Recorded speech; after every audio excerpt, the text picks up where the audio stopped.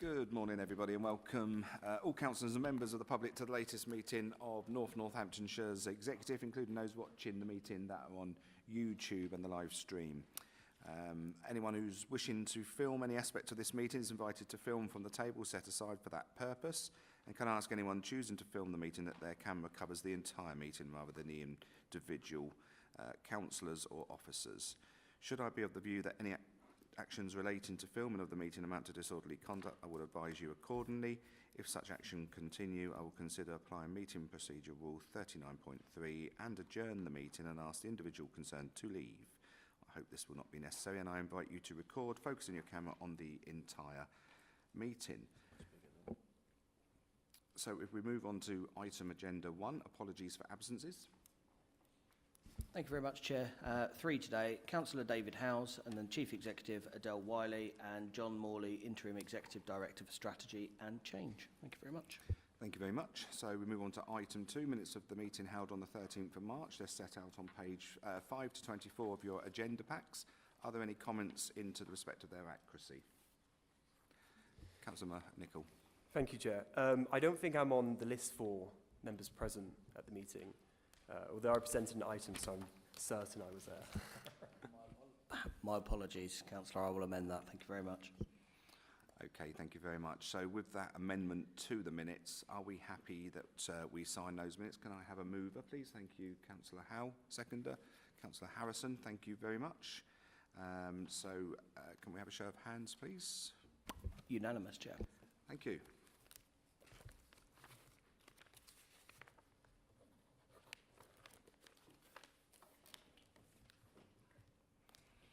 So moving on to item 3, members' declarations of interest. Members, do you have any declarations of interest? No. Okay, so move on to item 4, notifications to requests and address the meeting. I'm not going to go through them all here, but I will just bring you in at the right times as per the agenda. So item 5, Household Support Fund 7. I'd like to invite Councillor Maxwell to address the meeting. Councillor Maxwell, you have a maximum of 3 minutes.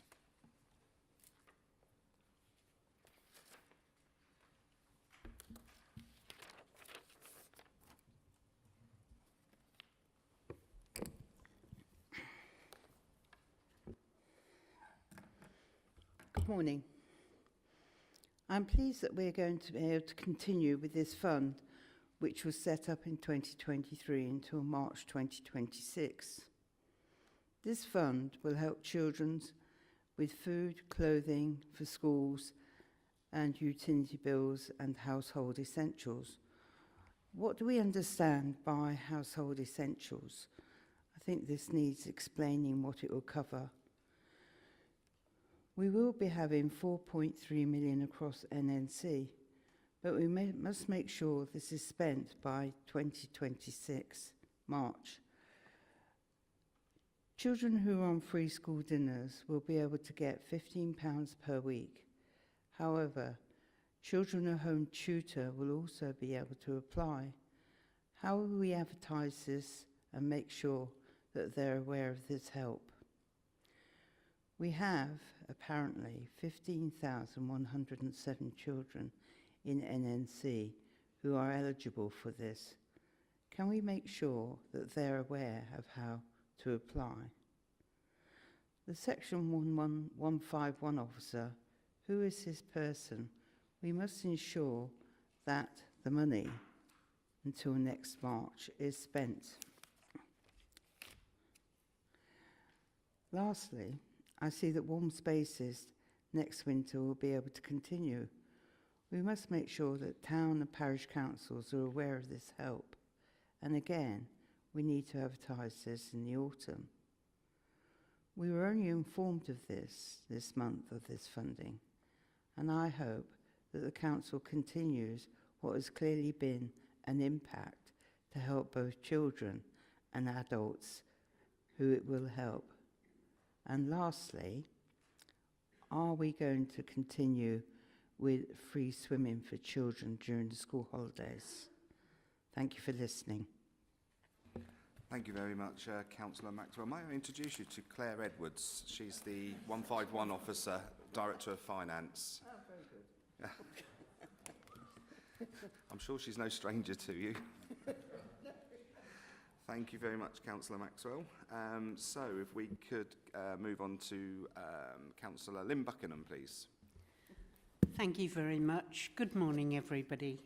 And thank you for the opportunity to talk. Obviously, I welcome this £4.3 million pound investment and note it ends March 2026. 2.4, the underspends. Many people haven't had their payments for this year or for the last year, which ended till March. So will they get those payments out of that tranche, or is that cut-off now cut off and they won't be receiving those payments? I note also that you have the admin costs. DWP say that, you know, 5% of the total for admin costs.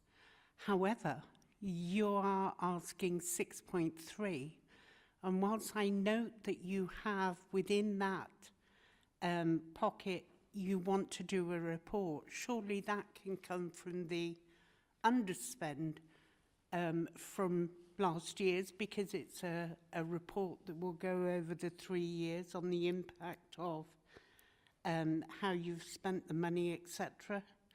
The other thing I notice is the provision of service, advice service might be lost, and wonder why. I also worry about using the funding to supplement grant funding for communities, and I just need to say we need to be careful of that we're not using this money in a way that will that it wasn't intended to. And the last thing that I will advocate for is that we don't have a Beds for Children scheme, and would like you to think about that, because a lot of children don't have a proper bed to sleep on. They might sleep on a mattress on the floor or whatever. It's an area that is growing. Thank you. Thank you very much, Councillor Buckingham. I will now go to Councillor Mercer to introduce the report and answer any questions that she needs to. Thank you very much, Chair. Well, thank you very much for your questions, Councillors. Councillor Maxwell, we will, of course, make sure that the grant is spent, that there is a team that is dedicated to that. It's always, we try to stage it so that we know it's sort of, we don't overspend at certain stages, but we sort of monitor that. It is well advertised. We work with education to make sure that children in home education are also aware of it. And we also work with, it's advertised well with town and parish councils, particularly the warm rooms. So there was the last fund, there was doubt to start with whether we would get it for a while.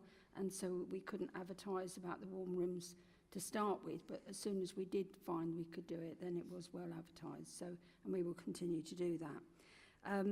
Councillor Buckingham, as far as underspends that are not being received yet, I will look into that, but I would imagine if it has been agreed, then you know, the money would come forward, but I will look into that. The admin charge, yes, it is 6.3, whereas the nominal is 5%. I did query that myself, but apparently we have a little bit of leeway, particularly because we're going to do this evaluation. So that is coming out of that.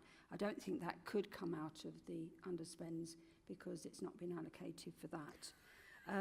As the grant funding, we will always make sure that that is going to the right purposes, so that but the idea is that if voluntary sector or community groups are able to provide such services from this money for the right purposes, that it will give continuity to these services. And as far as beds for children goes, that would, I think, come under household essentials, but it is on a case-by-case basis, so that would certainly be looked at. So just to go on to the report, has been said, this is another extension to the household support scheme, which was introduced by the last government after the pandemic, and it's been extended now to March 26, and we at NNC have got 4.3 million. But each scheme operates completely separately, and underspends from one cannot be carried forward to the next. So it's always to make sure that it is spent is very important. We get guidance for each tranche, but it always comes out quite late, so we're always waiting for that.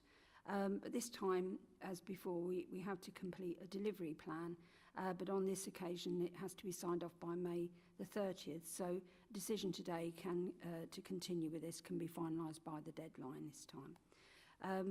As previously, it's recommended that it covers vouchers to assist with holiday food for those eligible for free school meals. On this occasion, we've arranged that this will cover the Easter holidays in 2026, so giving parents assurance that this holiday will be covered even if the scheme is not extended beyond March 26. The list of items that this fund is proposed to cover is at 3.1b. One extra feature this time is the evaluation of the scheme that can be incorporated, as we've said, into the admin allowance. Previously, we didn't have any capacity to do this. There's also delegated authority suggested to allocate underspends as per 3.1c, which includes warm spaces, food banks, winter support, etc. And the previous fund was underspent, and the funds were distributed as outlined in 4.3. So we always do cater for that underspend and make sure that we don't lose any of that money. We're also suggesting this grants programme that can be bid for by community groups and the VCSE, and that's outlined in 5.12.3, and it includes home improvements, food poverty, assistance in budgeting, winter and energy support, plus winter meal programmes like breakfast clubs, lunch clubs, and also outreach to harder to reach groups. We cannot be certain how long this fund will be available, so the idea is to put in place facilities to help families be more independent and less reliant on it. A delivery model is outlined on table 3 on page 32. The proposal is to provide vouchers of £15 a week per child, £15 for back to school essentials and £15 for Christmas essentials. And the table shows the level of support that is to be provided. In addition, there are also discretionary payments to those that cannot meet the eligibility criteria, e.g. for refugees and homeless, etc. So the Executive are therefore asked to agree the recommendations at 3.1 for the reasons at 3.2. Thank you very much, Councillor Mercer. Members, do we have anything to say in relation to this report before you? Councillor Brackenbury. Well, thank you very much, Chair. And of course, I very much welcome the continuation of this scheme and the funding that we've received.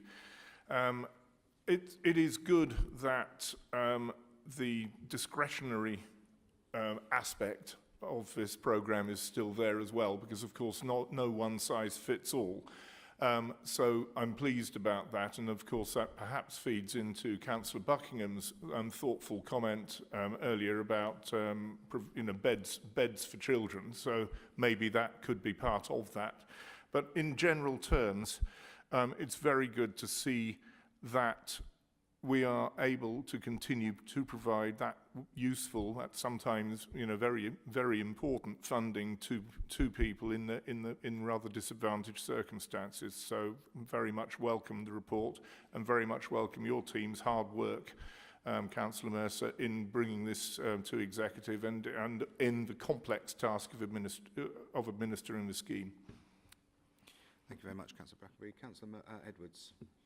Thank you, Chair. And I fully support this and the continuation of this from both governments. And it's vital for some families that have this, and they know that they can still have it for the next year at least. And I'm really pleased that the cut-off is not kind of Easter, whereas before it was always used to be we didn't know whether the money was coming for the Easter holidays, whereas we do now, and we can plan for that, and that's great news for the families that need this.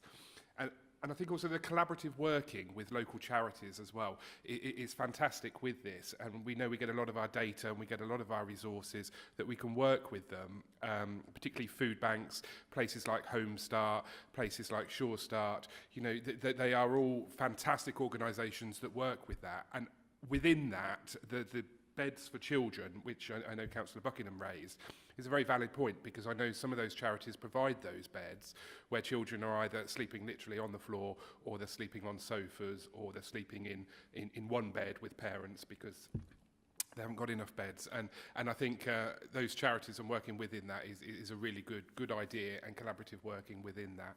And the home education point, again, the elective home education, again, is a really good point. So we know all where our elective home education children are. So we'll work with the Children's Department to actually email and write out to those families within that to let them know that they might be eligible for this as well. So fully support this report. Thank you very much, Councillor Edwards. Councillor Howe. Thank you, Chair. Yes. Councillor Maxwell, thank you for your question with regards to the free swimming. It's been an absolute success over the past couple of years, and many children have benefited greatly from taking up that opportunity. We are still waiting to find out, and I have posed the question, and as soon as I know, I will let you know, but I am hoping that that will be the case again this year. Thank you. Thank you very much, Councillor Howe. So that's all the questions. Councillor Mercer, did you want to wrap up, and I'll find you a seconder? Thank you, Chair. Yes, Councillor Howes, thank you for answering that question. I'd hoped that you would come in on that. Yeah, thank you for your comments from the two other councillors. Yeah, the discretionary element is very important. Sometimes people just don't fit that criteria, but they are in need, and we are able to accommodate them. Easter holidays, quite, you know, it's always difficult. If you've got funding that is 1 year at a time and you've got to spend it all, it's always difficult, that cut-off point. So we thought the best thing would be to Easter holidays to cover that, so that at least parents have got a security and surety about that.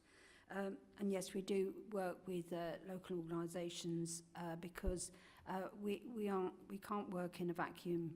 We all have to work together with helping people that need this particular help, and we hope that it will continue beyond 26, but we just can't take anything for granted. Okay, Councillor Mercer, thank you very much. You have proposed that report. Would someone like to second that report? Councillor Edwards, thank you very much. The recommendations are set out on page 27 of your agenda pack. They have now been moved and seconded. Can I have a show of hands, please? Unanimous, Chair. Thank you very much. So we now move on to item 7, Habitat Banks for Biodiversity Net Gain. I'd like to invite Councillor Buckingham to speak on the item. Thank you very much for this again. I welcome the discussion about habitat banks as part of biodiversity net gain. And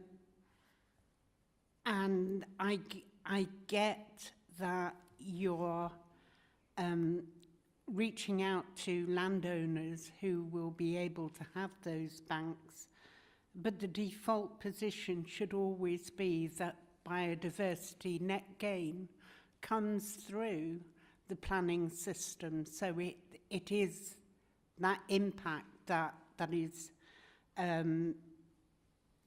felt locally. We also need somebody in the council that understands what our local needs are on biodiversity net gain. It's, you know, things like maintaining our waterways if there's a bank, but we are that landowner, so what are we doing about things?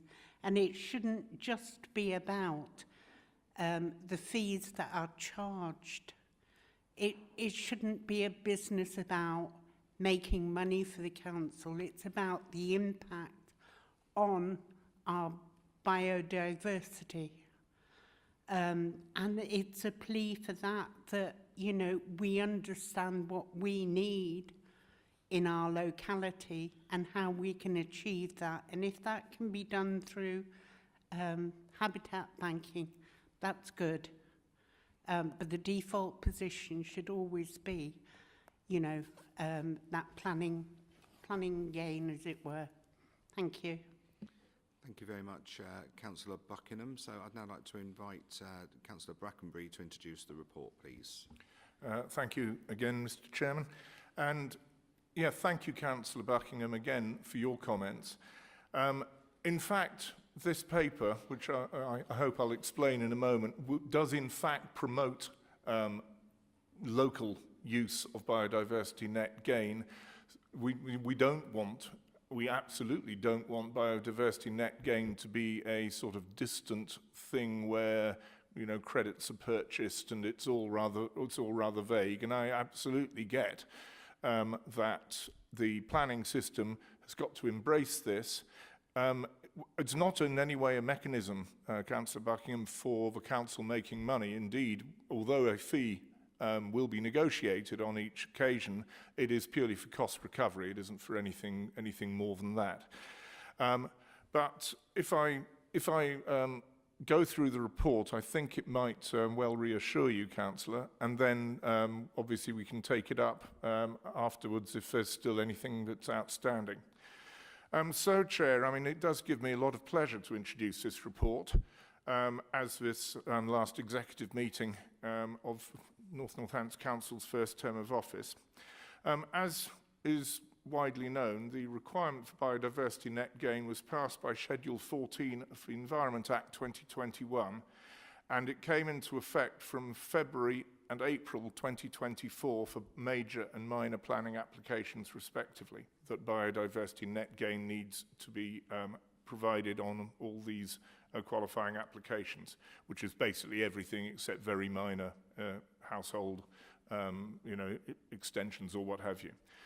Delivery of biodiversity net gain is subject to a hierarchy in which habitat may be restored on site, or it may be secured on other land under the control of developers, or lastly, it may be purchased from the government in the form of biodiversity net gain credits, which is an analogy rather like the carbon credits, which may be familiar to all of you. It is recommended that North Northampton Council works with landowners who are interested in supplying habitat banks in the area of North Northamptonshire to enable delivery of biodiversity net gain for development in our own council area. Doing so will ensure that the benefits of biodiversity net gain for development in North Northamptonshire are in fact retained within our own county area. But clearly governance is the vital factor. All suggested habitat banks will be entered on a national register, which is required under Section 100 of the Environment Act 2021, and as per 4.7 of the report before you, standard protocols will need to be drawn up to cover all aspects of the sourcing, identification and operation of habitat banks in our area. You will also note, Chair, that Section 106 agreements will need to be entered into between Council's Planning Committee or as delegated therefrom, and the course of decision is set out at 4.8 in the report. Appendix A sets out the evaluation and the information requirements of identifying and approving the proposed sites.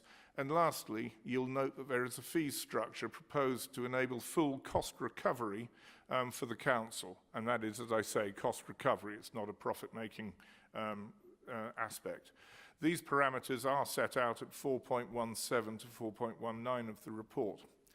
So in conclusion, Chair, I feel this is an extremely beneficial project for North Northamptonshire. It enables much of the biodiversity net gain mandated by development to be in our own council area, and will also enable monitoring and delivery to be within our own oversight.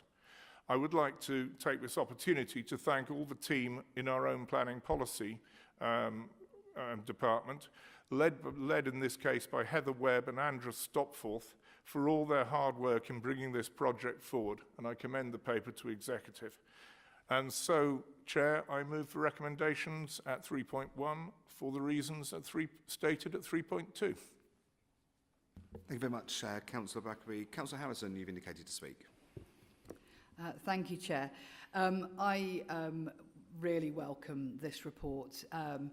I think having the ability to develop our biodiversity net gains here in Northamptonshire is hugely important. If we're taking development here, we don't want the biodiversity net gain to be in another part of the country. We want it right here in Northamptonshire, and this is a really important step forward to enabling that to happen. Just in response to some of Councillor Buckingham's points, we do have expertise here in the Council. As you probably know, we've just published our local nature recovery strategy, and we are only the second responsible authority in the country to have done so, and have achieved plaudits from Natural England as a result of that. And in fact, our officers have been showing off this work as an example of best practice to other councils who are coming to us asking us for our advice on that.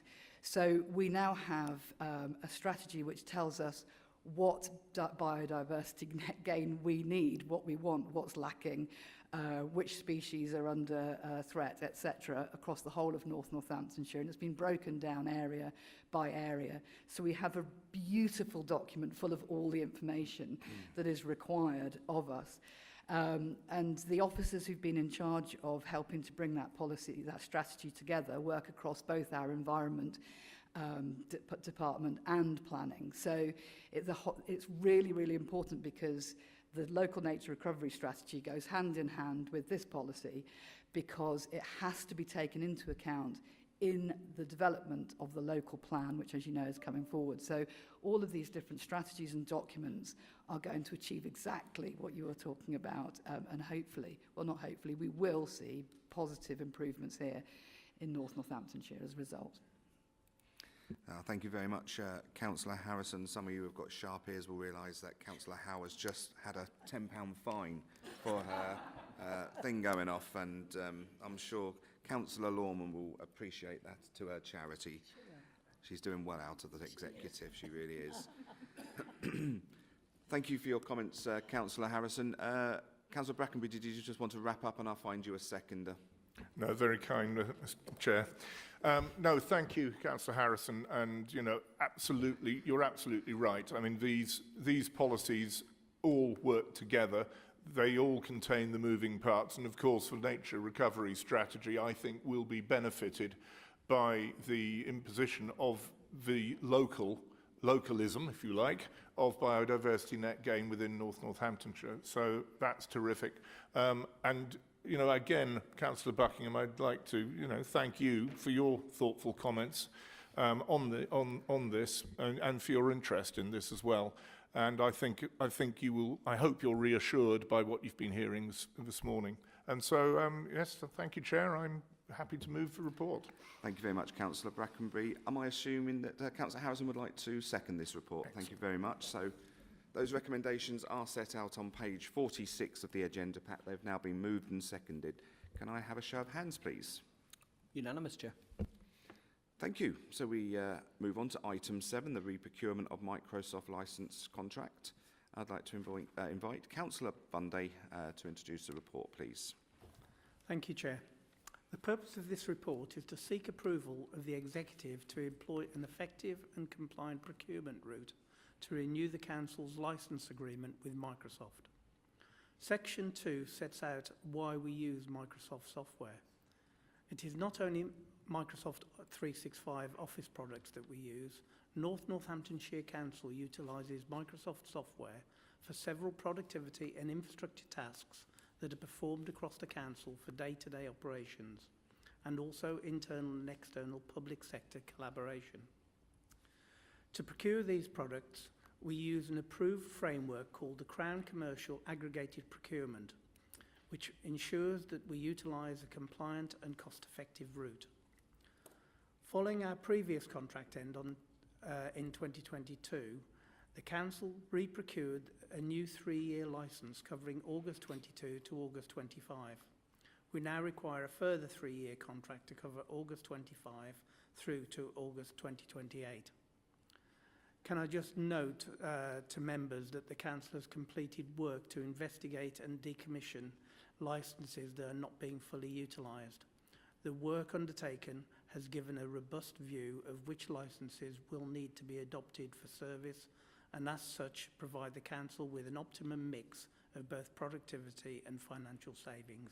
And with that, Chair, I'm happy to propose the recommendations of paragraph 3. Thank you, Councillor Bundy. Just bear with me just 2 ticks.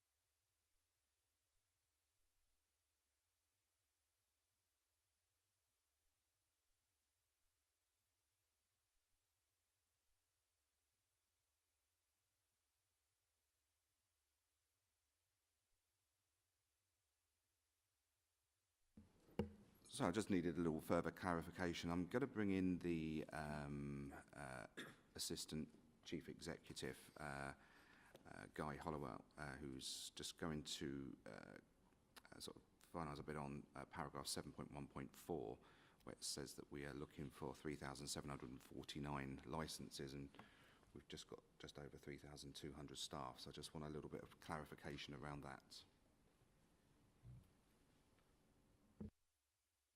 Chair, thank you very much.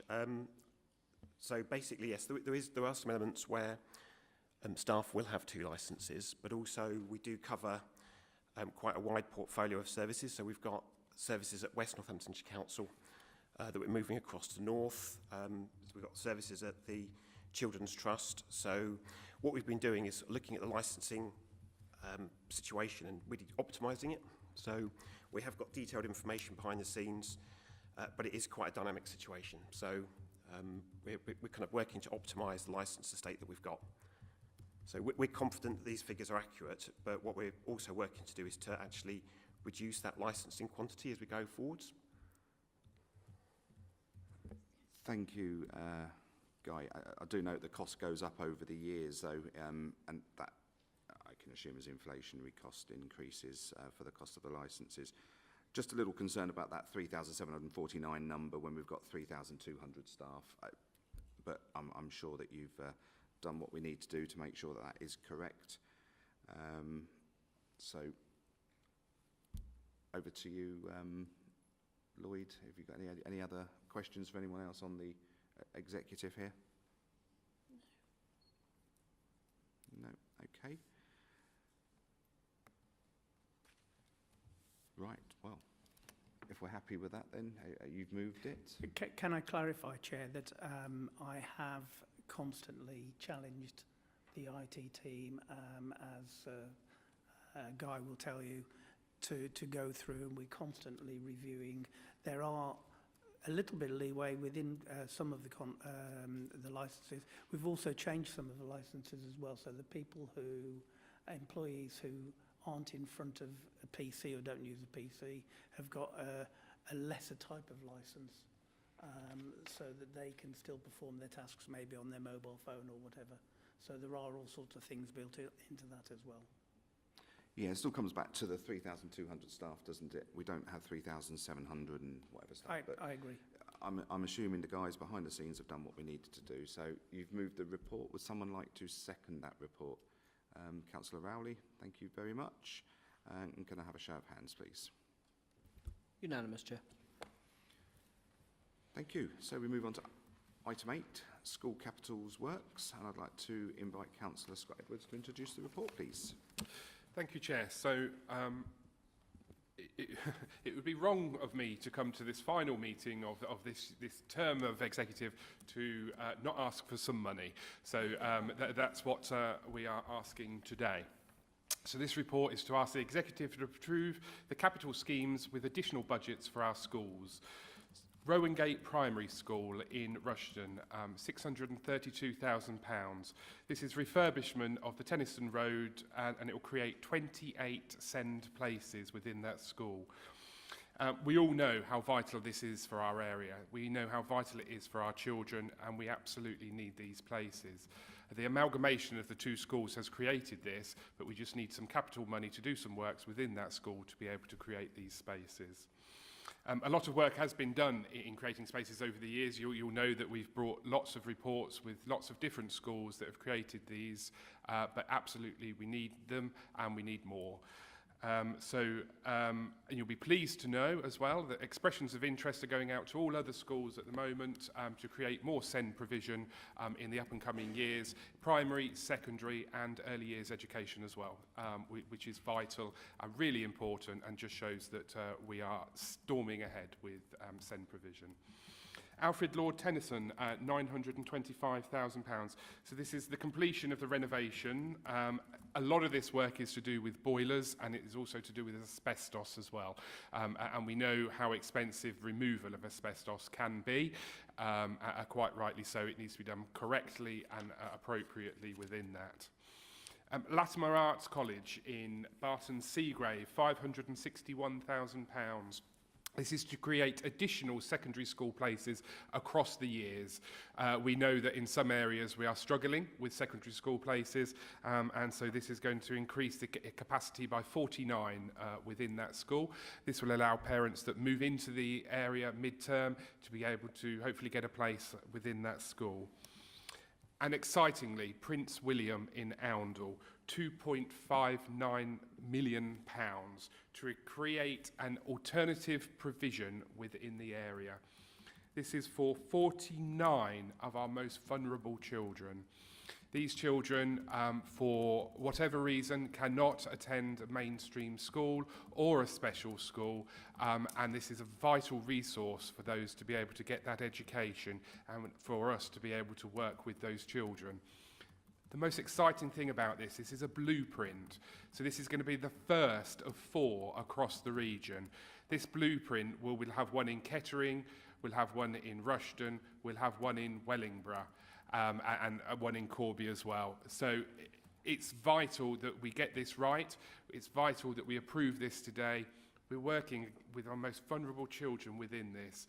Those children who are deserving an education, those children that need to have the best start in life as well. And so I welcome this report, and I put this report in front of you and ask you to approve it, please. Thank you. Thank you very much, Councillor Edwards. What a fantastic story this is. Look at that investment, £632,000 in Rowangate School. 28 SEND placements being created. Alfred Lord Tennyson, almost £1 million being invested in the fabric of the building and the boilers and so on. Again, fantastic news. Latimer College, £560,000 with 49 secondary school places. I'm repeating what you're saying because it is absolutely fantastic news. This is what good looks like. And finally, the Prince William School over in Oundle. As you can imagine, I have a special interest in that as being the elected member for Oundle for at least the next 2 weeks. £2.95 million investment in that alternative provision, providing 49 placements there for some of our, 48 placements for our most vulnerable children is absolutely amazing, and all credit to you, Councillor Edwards, to getting these projects off the ground with your team, and congratulations on one of your final papers coming through with the big spend in the right area. So thank you very much for that. Members, do we have anything to say? Councillor Nicholl, please. Thanks, Chair. Just to echo some of your remarks, and Councillor Edwards, I cannot agree more. Really happy to see that we are now in a position to further upgrade our SEND provisions across NNC. And in my view, it's always best to upgrade our provisions and keep our services in-house. So this is greatly welcomed. And there's also a vital need for these services. And I'd just like to thank you for your passionate work across your departments, as well as the officers for their input on this. Greatly welcome the support. Thank you. Thank you very much, Councillor Nicholl. Councillor Brackenbury. Thank you very much indeed, Chair, and I think going round the table you're going to find very little dissentient voice. Absolutely, it wouldn't be a meeting of this executive, would it, Councillor Edwards, without having this, SEND provision coming up, as it has done throughout this term. It's so welcome to see this. It's so welcome to see the investment that's going in. Obviously, with a ward next door to Oundle, very much involved with Prince William, I know how welcome that this serious investment's going to be, and I also am delighted to hear this is the start of a blueprint of alternative provision that will cover the whole of Northamptonshire. So it's an excellent story. It's an excellent piece of news, and I just thank you and your team for all the hard work and all that you've done to get the best provision that we can for our children, especially our more vulnerable children. Thank you. Councillor Mercer. Thank you very much, and I also echo the other comments, how welcome this is. In particular, there are two of these schools that are in my area, the Alfred Lord Tennyson and the Tennyson Road school, and to provide those extra 7 places is absolutely vital. We've seen how this council has invested in so many of these across the whole area, but this is very welcome. And the alternative provision as well, absolutely brilliant idea. And so also that it's the start of something that's going to be everywhere, because we really need these places, and it's going to be a really exciting project, I'm sure, in years to come. Thank you. Thank you very much, Councillor Mercer. And finally, Councillor Harrison. Thank you, Chair. I also welcome this paper and the commitment to provide vastly more places for both SEND and alternative provision. Just like to gently remind the Chair that he is one of the councillors for Oundle Ward, not the councillor for Oundle Ward. I do also share that ward with him, and I'm delighted that Prince William has come forward with such a brilliant proposal that we can go ahead with. Both the Oundle ward combined with the Thrapston ward are some of the most rural parts of Northamptonshire, and often struggle for facilities to be available to them. And I think this is going to be a massive step in the right direction for people across those rural communities to be able to access the kind of educational help that they need. So this is an absolutely brilliant paper, and I'm only teasing you, Leader. I was only having a little a little gentle dig there. No, this is brilliant. Thank you so much, and we're really grateful that both the school and the council have come together to really take seriously this need in our community. Thank you very much, Councillor Harrison. And of course, it's good that the people of Oundle and the villages have 2 elected members that are actually fighting for them, 2 Conservative elected members that are fighting for them. Seems the other one disappeared a while ago. But nevertheless, back to you, Councillor Edwards, just to wrap up, and I will find you a seconder. Thank you, Leader, and thank you everybody for your support. I would just say the past 4 years has been an amazing 4 years within Children's Services, and I've only ever wanted the best for children and families. And I can see lights at the end of the tunnel. We still have more to do, but absolutely we are getting there. Claire Edwards, it's my namesake, but absolutely nothing to do with me. But, you know, thank you for working the figures. Thank you for working the magic within the budgets. And Charisse and the team and David and before that, you know, the team work extremely hard day in, day out to make these projects happen. And it's amazing to see for the benefit of our children. Thank you all for supporting me. You've never said no when I've asked for money, and that is really positive. So thank you, and we'll see you on the other side. Thank you very much, Councillor Edwards. So Councillor Edwards has obviously moved that report. Would someone like to second that report? Councillor Nicholl, that's good, thank you. So the recommendations are set out on page 116 and 117 of the agenda pack. They have now been moved and seconded. Can I have a show of hands, please? Unanimous, Chair. Thank you. So we now move on to item 9, Performance Management Framework and Key Performance Indicators set for 25-26. I'd like to invite Councillor Buckingham to address the meeting, please. Thank you very much. So, obviously, I welcome this report, the amount of work that's gone in. I know that those of you that sit on the corporate scrutiny know that data collection is really important to me. And so for that, I welcome this report.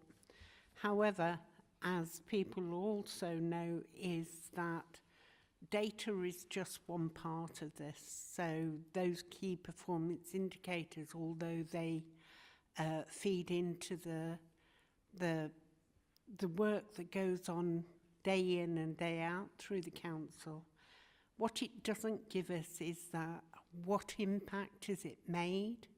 And I know that I've had this conversation with some of you before on the impact of, you know, what those things are telling us.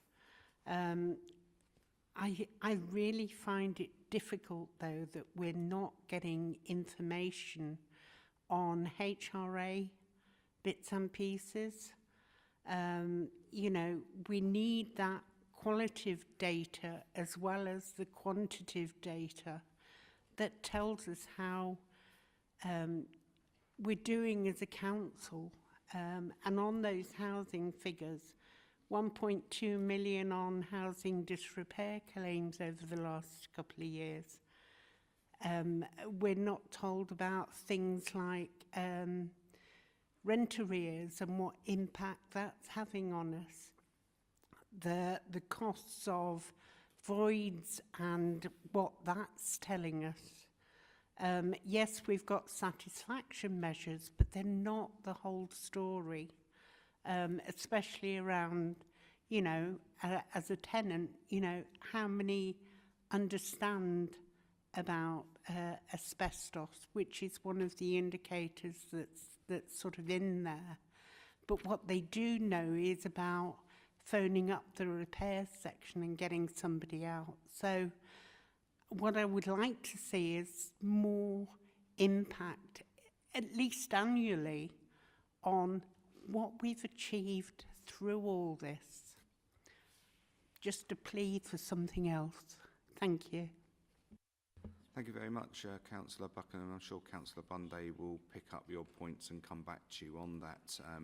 So on that, I would like to invite Councillor Bunday to introduce the report, please. Thank you, Chair. And Councillor Buckingham, I think I do cover some of the things that you've said in what I'm about to say, but if I don't, please let's talk outside of the meeting and let's make sure that you get the reports that you require. This report essentially covers two parts. The first is our performance management framework. There was a lot of work that went into the new framework last year, and so it has been minimal changes made. The key amendment are in respect of the closure by government of Oflog. Performance management is a set of tools and techniques for ensuring that we are providing the best services for our residents and communities.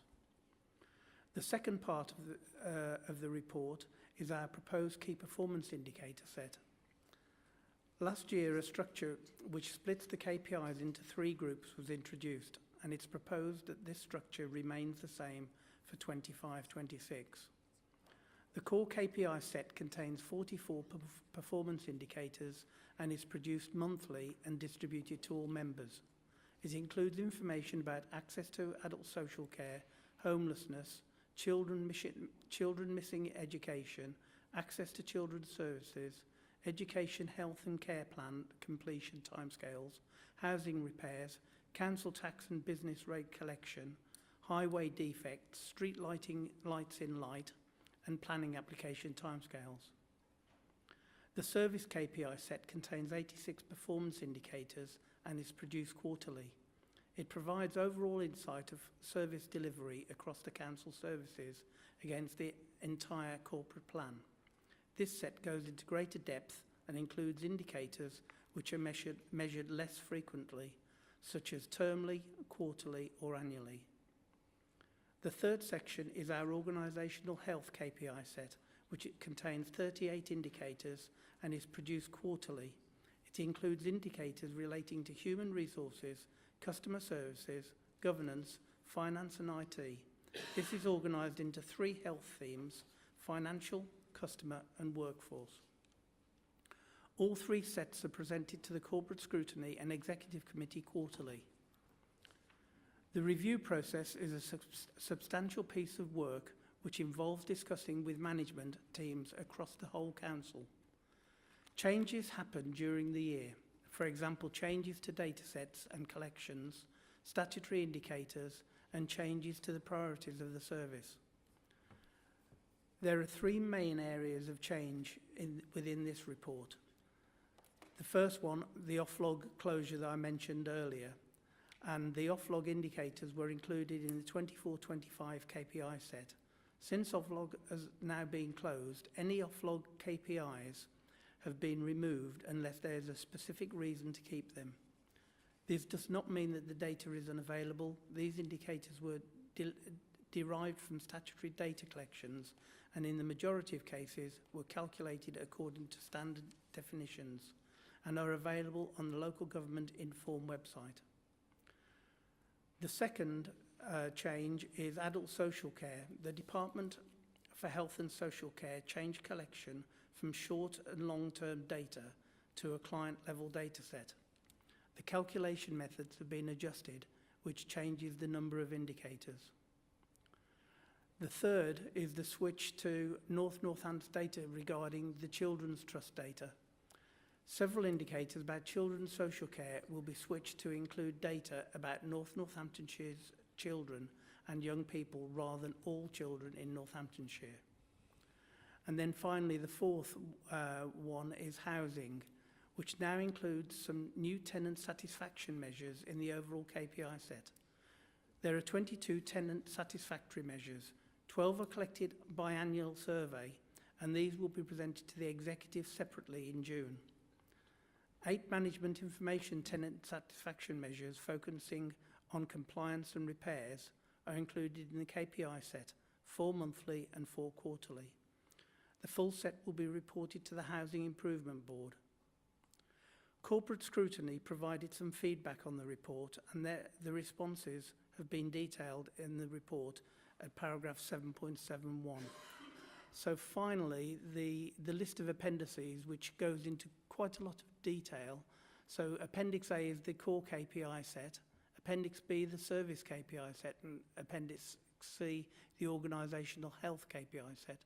The changes to the KPIs or proposed changes for this next coming year is at Appendix D, and then the North Northamptonshire Council Performance Management Framework is at Appendix E. And with that, Chair, I'm happy to propose the recommendations at Section 3. Thank you very much, Councillor Bunday. So I'm looking for members if they have any questions in relation to this. Councillor Howe, you want to speak? Yes, thank you, Chair. Just one point, actually. On page 139, items AFL 29 and AFL 30, there seems to be some misalignment with the portfolio holder and that. So I wonder if we could ask the officers to feed back and ensure that it is aligned, and then any corrections made to the publication be published on the website. Thank you. It has no fundamental, it's just about the portfolio holder in relation to that one. Thank you. Okay, so the administration error, Yeah. which just needs to be picked up. That's Thank fine. Councillor Rowley. Thank you, Chair. Just to answer Councillor Buckingham's, one of Councillor Buckingham's questions, the data that she's suggesting, if it's not in these KPIs, it is available on operational reports for the HRA, so I can't see why, moving forward, there isn't at least annual report that goes to the scrutiny board that will highlight those and highlight any issues or negative performance it's having, or positive performance it's having on the HRA budget. Thank you very much, Councillor Rowley. So I'm just looking around. There's no... Oh, Councillor Brackenbury. Thank you, Chair. Well, again, as I often say with these KPIs, whether they are reported monthly or on a less frequent basis, they are an absolutely essential snapshot of the performance of the authority. And so, as such, they are very much to be welcomed, even if sometimes they don't give particularly good news in this directorate or that directorate. It's all essential data, and that, you know, it is very valuable for all of us, I think, just to drill into some of these KPIs in our own areas, but also in other areas, because by doing so, it gives you a really useful idea of where Northamptonshire Council are and how they're performing across the board. So very much welcome it, and very much welcome the enormous amount of work which must have gone in compiling all these various KPIs and working out how frequently it is necessary that these KPIs are actually reported. So it's quite a complex piece of administration, and well done to all concerned. Thank you. Thank you, Councillor Brackenbury. Just to confirm, executive members do call me on regular occasions about errors within KPIs, and so all exec members are very much over their areas and their KPIs, which you would expect. So on that, Councillor Bundy, I don't know if you just want to wrap up and I'll find you a seconder. Thank you, Chair. Yeah, I think taking Councillor Brackenbury's point, which is that some KPIs that are reported aren't as good as others and some don't perform as well. I think if all our KPIs were reporting the right information, everything was going great, then we're reporting the wrong KPIs as far as I'm concerned. And also to underline something that Councillor Buckingham said, which is that data is paramount. We need the data, and having good data is very, very important to this organisation. Thank you, Chair. Well, thank you very much, Councillor Bundy. So I assume you're going to move that report with that amendment with the admin error on there. Councillor Howe, you've indicated you want to second that. So those recommendations are set out on page 128 of the agenda packs. Can I have a show of hands, please? Unanimous, Chair. Fantastic. So we now move on to item 10, capital programme update for 25-26. And I would like to invite Councillor Buckingham to address the meeting again, please. Thank you, and you'll be pleased to know this is my last Your item. input is always welcome, Councillor Buckingham. You are a regular attender, and we do appreciate that. Thank you. It's about, for me, it's about how things are prioritised for coming forward under the capital programme, and note some of those things. Isham Bypass again, though, expecting more money. When is it going to be started? Is it going to be started? But the other is, how do we prioritise things coming on to the capital programme? Because we've been waiting for a Section 106 for almost 20 years on Oakley Vale for a changing room. And I note changing room there. Yes, I will get on with it, I promise.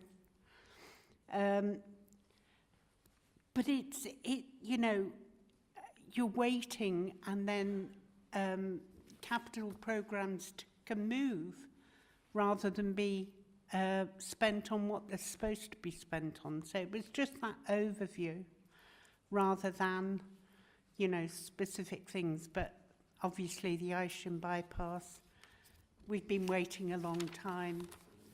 So have we for a changing room. So thank you. Thank you very much, Councillor Buckingham. So, Councillor Bunday, would you like to introduce the report, please? Thank you, Chair. And I'm sure those two particular specific areas will be addressed either within this meeting or outside the meeting by the relevant portfolio holders. From the point of view of prioritising what comes forward, there is a policy that we prioritise.